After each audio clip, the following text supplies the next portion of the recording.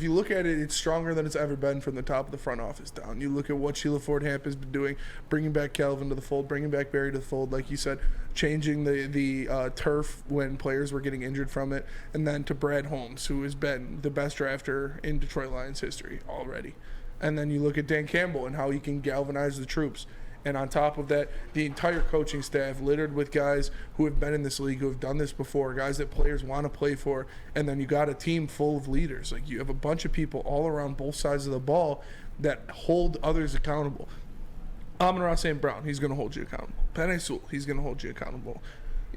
Chauncey Gardner-Johnson, he's going to hold you accountable.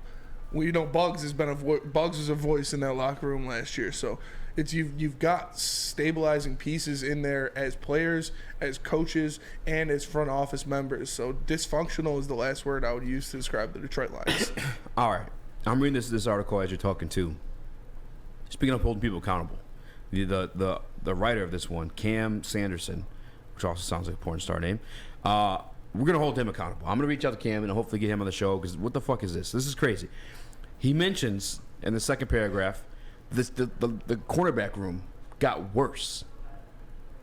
Yeah, that's what.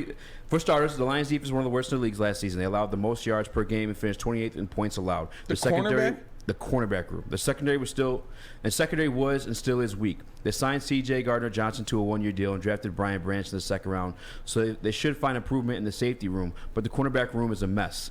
There's a possibility that Gardner-Johnson moves the cornerback, but if not, the Lions will rely on Cameron Sutton and Emmanuel Mosley to lock down divisional rivals like Justin Jefferson and DJ Moore. The Lions had one of the worst passing defenses last season. They still allowed their cornerback room to get worse. What the hell did you just say? What the fuck? Lazy. So Jeff Okudah's better than Cam Sutton? Is that what you're telling me? That's what you're going to sit there and tell me right now? Jeff Okudah's a better cornerback in this league than Cam Sutton? All right, man. That's all I had to hear.